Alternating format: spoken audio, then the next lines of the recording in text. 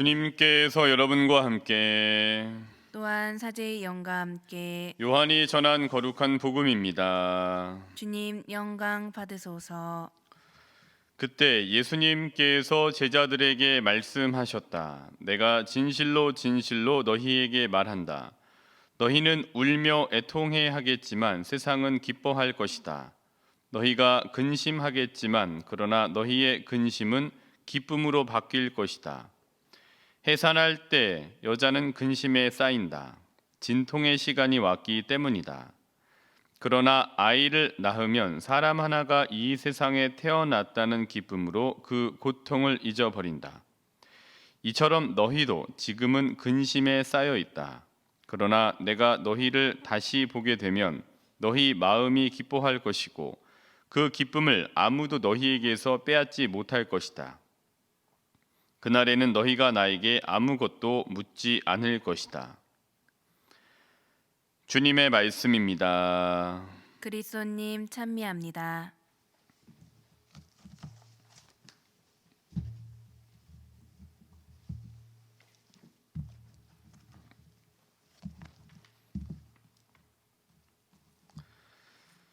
해산할 때 여자는 근심에 쌓인다. 진통의 시간이 왔기 때문이다. 그러나 아이를 낳으면 사람 하나가 이 세상에 태어났다는 기쁨으로 그 고통을 잊어버린다. 오늘 요한복음 16장 21절의 말씀입니다.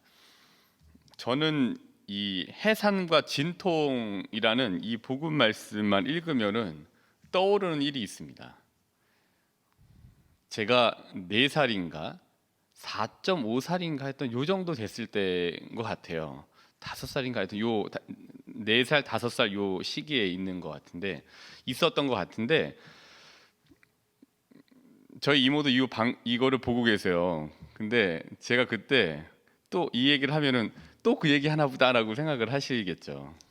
근데 제가 그때 병원에서 재미있는 사건을 봤습니다. 저희 이모가 이제 그때 애를 이제 병원에서 낳을 때 제가 그 병원에 있었어요. 이모는 이제 기억을 하실지 모르겠는데, 근데 여기 있는데 저쪽에서 간호사 같아요. 제 또렷하게 기억이 이제 나는데 간호사 같은 사람들하고 이제 왜 이동식 침대가 있잖아요. 이제 가잖아요. 그 옆에 이모부가 계셨습니다. 잘 들으세요, 이모부. 근데 이렇게 있었는데 갑자기 저기서 당신 때문에 이런 소리가 막 들리는 거예요. 봤더니 이모가 그냥 소리를 그냥 당신 때문에 하고 그냥 이모부 머리를 잡고서 그냥 당신 때문에 지금 이렇게 고통스럽다 이거죠. 예. 근데 그 어린 나이 제가 그걸 보는데 정말 그 막 무서워 그런 게 아니라 아주 그냥 깜짝 놀랐습니다. 예. 그래서 왜 당신 때문일까? 근데 나중에 알았지만 당신 때문에 하고 이렇게 하고서 이제 첫 번째 이제 사촌 동생인데 태어났죠. 근데 그 당신 때문에 하고 나서 그럼 거기서 그쳤어야죠. 둘째가 왜 나옵니까? 당신 때문에 하고서 그냥 그 머리 잡힌 것 같아요. 저 이모부가 이게 당신 때문에 이렇게. 네. 근데 그 아이를 이제 태어났지. 이게 똑같아요. 해산할 때는 진통이 와서 근심에 쌓인다. 근데 사람 하나가 이 세상에 태어나면 기쁨으로 그 고통을 잊어버린다. 저 현장에서 목격했습니다. 지나고 나서 봤더니 당신 때문에 하고 아무리 소리를 쳐도 우리 아이가 태어났구나라는 거를 이제 탁 이제 품에 안았을 때 그게 다 사라지시나 봐요. 예. 엄마들은 다들 그런 게 더 하시죠. 예. 그래서 아마 그 내용이 저는 이 해산과 진통 이 복음을 읽을 때마다 이모의 그 당신 때문에 병원에서의 그 외침과 절규를 이제 기억이 납니다. 지금도 또렷하네요. 참. 지금 이제 다 이제 동생들도 다 잘 자라서 이제 둘 다 거의 40인데 이제 그때 벌써 그쵸 한 40년 전 일이네요. 어쨌든 이걸 보면서 그 얘기가 떠올랐고 저는 한 가지 더 복음 16장 22절 내가 너희를 다시 보게 되면 너희 마음이 기뻐할 것이고 그 기쁨을 아무 너희에게서 빼앗지 못할 것이다.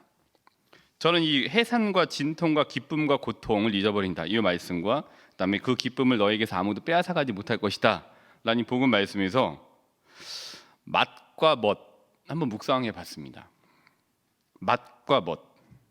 그러니까 이제 해산할 때 뭐 이런 오해가 없으시면 좋겠고요. 하여튼 기쁨, 어려움 중에 이제 무엇을 품고 그거를 이렇게 익혀가고 좀 힘든 과정들을 겪어가면서 어떠한 결과가 이렇게 툭 나왔을 때의 그때 그 맛, 그 말씀드리는 거고, 그 다음에 그 맛에 따른 멋, 그건 이제 말씀드리는 겁니다. 해산의 진통과 출산의 기쁨에서의 맛. 그러니까 이제 이거는 이제 다른 어떤 과정들입니다. 이제 어려운 것들 이제 요 안에 가지고 그걸 헤쳐나가는 과정, 그다음에 헤쳐나가고 극복해냈을 때 그 맛, 그거 있죠. 저희가 어떤 그거를 맛이라고, 하여튼 맛도 괜찮은 표현이 아닌가 싶은데 그거 있고, 그다음에 아무도 빼앗아가지 못할 것이다라는 부분에서는 좀 멋을 본 것 같아요.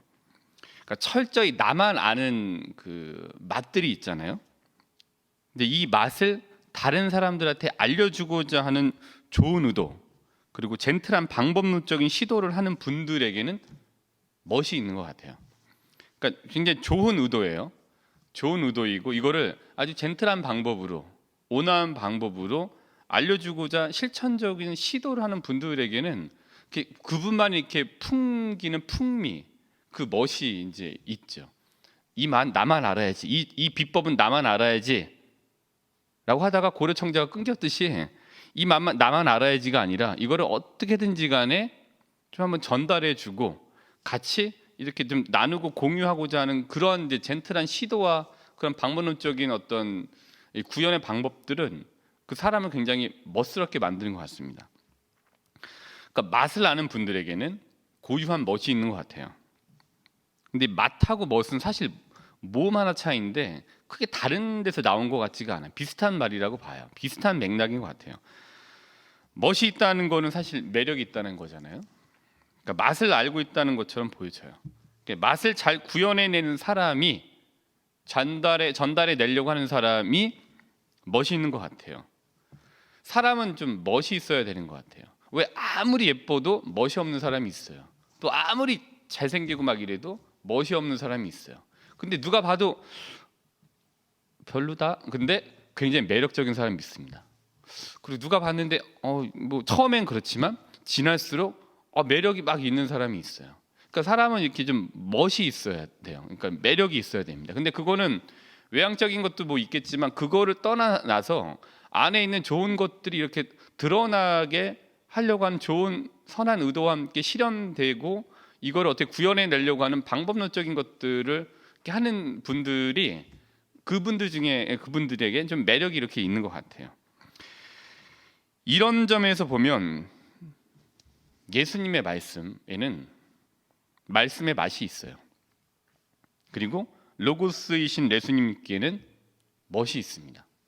말씀 자체를 하시는 것에 대한 그 맛, 그리고 그거를 실천적으로 증명해 내셨던 분에 대한 맛과 멋. 예수님에게는 이 맛과 멋이 있습니다. 신자분들도 분명히 거기에 따른 어떤 맛과 멋이 있는 분들이에요.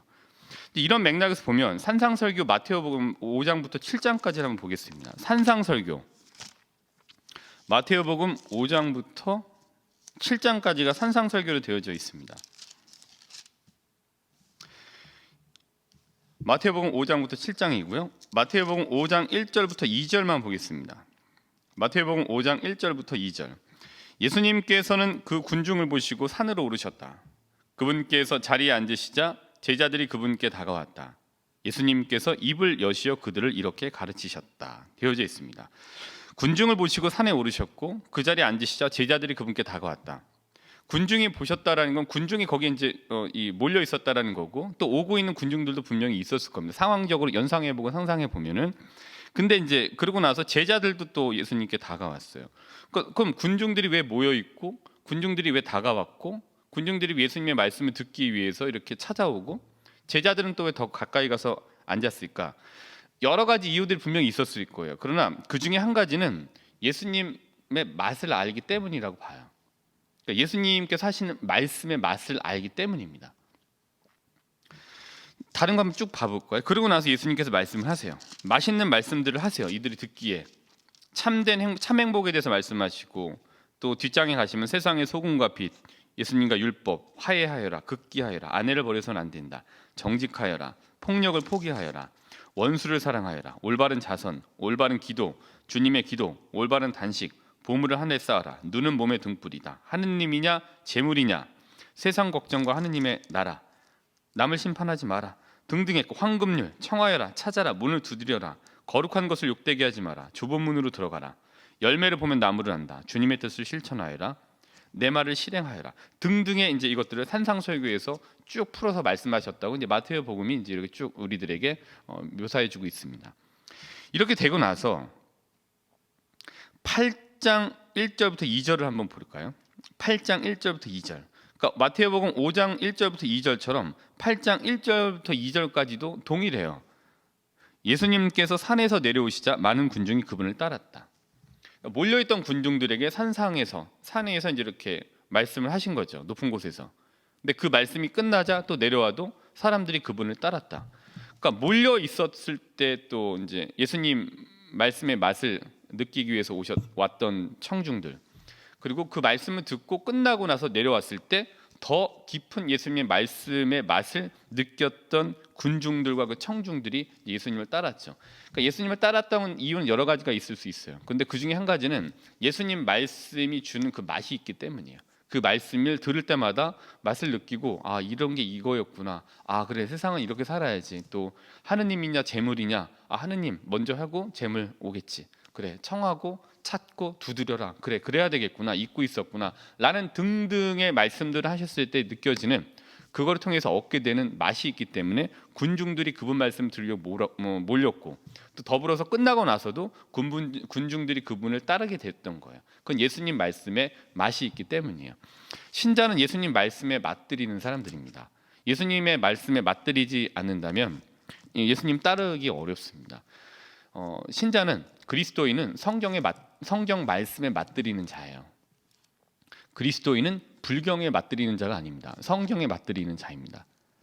참고할 수는 있어요. 그러나 무조건 그리스도인은 성경 말씀의 맛을 들여야 됩니다. 이 말씀에 맛들이는 사람들, 그리고 이제 말씀의 맛을 드리는 문을 지나는 거를 우리가 8장 1절부터 4절까지, 그러니까 나병 환자를 고치신 곳에서 또 볼 수가 있습니다. 그 이후에도 맛과 멋이라는 관점에서 보시면은 이렇게 맛을 드리는 과정들이구나라는 거를 이렇게 확인하실 수가 있게 됩니다. 8장 1절부터 4절까지는 군중이 이제 예수님을 따랐던 거고 다시 내려오시자, 그리고 나서 그때 이렇게 되어져 있습니다. 어떤 나병 환자가 다가와 예수님께 엎드려 절하며 이렇게 말하였다. 주님께서는 하고자 하시면 저를 깨끗하게 하실 수 있습니다. 그리고 예수님께 손을 내밀어서 그에게 대시면서 말씀하시잖아요. 내가 하고자 하니 깨끗하게 되어라. 그리고 곧 나병이 나았습니다. 그러니까 이렇게 말씀을 또 이제 하시고 치유를 하셨죠. 나병 환자 예수님 맞들이게 됐을 거예요. 맞들이는 문을 통과했습니다. 치유를 통해서 예수님 말씀에 맞들이는 문, 나는 문이다라고 말씀하신 예수님을 이제 통과해서 맞들이는 과정들 이제 거치게 됩니다. 물론 이 과정도 이제 본인의 선택과 본인의 몫이긴 합니다만은 첫 번째 관문, 마치 나병 환자는 예수님의 치유를 통해서 세례를 받는 세례를 받은 것과 마찬가지예요. 세례 성사의 문을 통과해야지 나머지 성사들이 열리듯이 이제 나병 환자는 예수님의 치유라고 하는 또 다른 세례를 통해서 다른 예수님을 알아가게 됩니다. 더 많은 이제 은총의 문들에게 접근할 수 있게 됩니다. 나만의 멋, 예수님을 아는 그리스도인의 멋, 말씀에 맞들이는 것을 통해서 우리가 멋있게 됩니다. 제가 생각하는, 근데 본인들만이 아는 멋이 있잖아요. 근데 저도 이제 이 그리스도인은 그렇고 일상생활 안에서도 분명히 멋이 있습니다. 제가 가끔 즐겨하는 저만의 멋, 뭐 생각하시는 분에 따라서는 당연한 거지라고 생각하실 수 있는데, 제가 생각해도 야, 이건 조금 약간 멋있는데 인생 장면인데라고 생각하는 거는, 가끔 하는 것 중에 한 가지는, 여기 도척성당이 이제 이렇게 나가고서 가다 보면은 또 저기도 그렇고 이 횡단보도들이 꽤 있어요. 그런데 횡단보도들이 있지만 이제 이렇게 횡단보도 없는 곳에서는 이렇게 좀 지나가야 돼요. 중앙선 그냥 이렇게 2차선인데 신호가 없이 그냥 이쪽으로 그냥 가려고 하는 차들이 많습니다. 예. 그리고 또 어떤 경우에 있더라도 잘 안 비켜줘요, 막 쌩쌩. 근데 그런 경우에 남들은 다 안 비켜주고 계속 서 있는 것 같은데 제가 이제 멋지게 탁 가갖고서 아랑곳하지 않고 탁 서서 저기 있는 사람 기다렸던 사람이 이제 갈 수 있게 해줄 때 전 저 스스로를 굉장히 멋있다고 생각합니다. 근데 딱 가서 딱 제가 딱 씁니다. 그리고 그 사람에게 이제 이렇게 탁 해줘. 예. 그럼 저쪽에 상대에서 손을 탁 흔들어 줍니다. 그럼 저도 같이 탁, 아 멋있다. 아, 탁 가십시오. 탁. 이 멋있는 것 같아요. 예. 그런 이제 좀 본인만 아시는 멋이 있을 거예요. 자매님들은 또 자매님 나름대로 이렇게 사시면서 멋있는 장면, 본인이 멋있다고 생각하는 게 있을 거고, 또 우리 형제님들은 형제님들 나름대로 이제 내가 이땐 참 멋있다라고 생각하시는 게 있는데, 저도 뭐 그게 멋있는 것 같아요. 그리고 그런 이것 하나하나 자체가 사실 그냥 제가 하는 게 아니라 이거 하나하나 자체가 좋은 의도를 담고 할 수 있는 선행인 거죠. 또 할 수 있는 하나의 희생인 거죠. 선행의 멋이 있죠. 또 희생의 멋이 있죠. 근데 선행의 맛이 있어요. 그 전에. 그다음에 선행의 희생의 맛이 있어요. 거기에 이제 들이실 때 맛을 멋으로 구현해내는 멋들어진 사람이 될 수 있게 되죠. 맛과 멋, 그리고 멋과 맛은 함께 가는 것 같아요. 그러니까 선행 맛이 있습니다. 그리고 선행을 맛들였을 때 멋들어지게 되죠. 희생 분명 그 맛이 있어요. 그리고 그걸 통해서 멋들어지게 되죠. 묵주기도 맛이 있습니다. 묵주기도를 맛들였을 때 멋들어지게 구현해 나갈 수 있습니다. 또 말씀드렸던 것처럼 맛이 있습니다. 거기에 말씀에 맛들일 때, 그리고 그 말씀을 실천적인 방법으로 구현해 나가려고 하는 그 노력이 멋들어지게 만들죠. 미사 맛이 있는 거죠. 얼마나 많은 시간 미사 하시기를 간절히 바라셨어요. 왜? 미사에 대한 맛을 아시기 때문인 거죠. 성경 말씀, 특별히 성경 공부만의 맛이 있어요. 또 특별히 성체 조배만의 맛이 있습니다. 그리고 계속해서 반복해서 말씀드립니다만은 이런 맛을 구현해 내고자 하는 노력하는 그 모습에 멋이 있습니다. 루카복음 10장 38절부터 42절입니다. 루카복음 10장 38절. 루카복음 10장 하면 무조건 떠올리셔야 되는 부분이 여러 가지 있습니다만은 루카복음 10장 38절부터 42절이다라고 하면 마리아와 마르타 이야기입니다. 루카복음 10장 38절부터 42절. 10장 39절에 이렇게 되어져 있습니다. 마리아는 주님의 발치에 앉아 그분의 말씀을 듣고 있었다. 그러면 오늘 맛과 멋이라는 맥락에서 말씀드렸잖아요. 그럼 생각해 보면 마리아가 주님의 발치에 앉아서 그분의 말씀을 듣고 있었던 이유는 뭐예요? 예수님 말씀의 맛을 알았기 때문에 그랬던 거죠. 그렇기 때문에 마리아는 주님의 발치에 앉아서 그분의 말씀을 듣고 있었다. 왜냐하면 마리아는 예수님 말씀의 맛을 알았기 때문이다. 이렇게 이제 저희가 또 만들어 볼 수도 있죠. 이제 이런 이제 말씀들. 그러니까 이걸 통해서 마리아는 맛을 아는 여인이었어요. 예수님 말씀의 맛을 아는 여인이었어요. 그러나 이게 그냥 말씀의 맛만 알고 실천적인 방법으로 구현해 내려고 한 노력이 없는 여인은 아니었습니다. 요한복음 12장 1절을 돌아가 보도록 하겠습니다. 다시 요한복음 12장 1절. 그러니까 루카복음 10장 38절에서 42절과 함께 연관해서 생각해 보실 수 있는 거는 요한복음 12장 1절부터 3절입니다. 요한복음 12장 1절부터 3절. 피셨으면 볼까요? 마리아가 예수님의 발에 향유를 붓다. 그러니까 예수님께서는 파스카 축제 엿새 전에 베타니아로 가셨다. 그곳에는 예수님께서 죽은 이들 가운데서 다시 일으키신 라자로가 살고 있었다. 거기에서 예수님을 위한 잔치가 베풀어졌는데 마르타는 시중을 들고 라자로는 예수님과 더불어 식탁에 앉은 이들 가운데 끼어 있었다. 그런데 마리아가 비싼 순 나르드 향유 한 리트라를 가져와서 예수님의 발에 붓고 자기 머리카락으로 그 발을 닦아드렸다. 그러자 온 집안에 향유 냄새가 가득하였다. 예수님 발치에 앉아서 예수님 말씀만 듣고 그 맛만 느끼려고 했던 여인은 아니었습니다. 사람들이 보는 앞이었습니다마는 자기가 할 수 있는 것 안에서 선 안에서 최선을 다해서 예수님께 뭔가 해드렸던 사람이에요. 저희가 봉사를 한다, 또 선행을 한다, 또 희생을 한다, 기도를 한다. 제가 여러 가지 이유가 있지만 첫 번째 이유는 하느님의 영광, 하느님을 드러내기 위한 이게 가장 중요한 작업들이잖아요. 마찬가지로 그거를 드러내는 그 작업을 실천적인 기도라고 하는 방법, 봉사라고 하는 방법으로 구현해내듯이 마리아는 자신의 위치에서 자신이 할 수 있는 실천적인 방법을 가지고 그 맛을 구현해낸 여인이라고 볼 수 있습니다. 바로 이제 이 부분이죠. 순 나르드 향유 한 리트라를 가져와서 예수님의 발에 붓고 자기 머리카락으로 그 발을 닦아드렸다. 근데 이 부분이 마리아는 말씀만 듣는 여인이 아니었고 말씀을 듣고 멋스럽게 나름대로 할 수 있는 자기의 영역에서 최선을 다해서 실천적인 방법으로 그 말씀을 구현해낸 멋들어진 여인이라고도 볼 수 있습니다. 오늘 하루 맛을 아는 것에서 그치지 마시고 맛을 구현해내는 실천적인 증명의 하루가 되시기를 바라면서 마태복음 7장 21절의 말씀을 들려드리도록 하겠습니다. 마태복음 7장 21절입니다.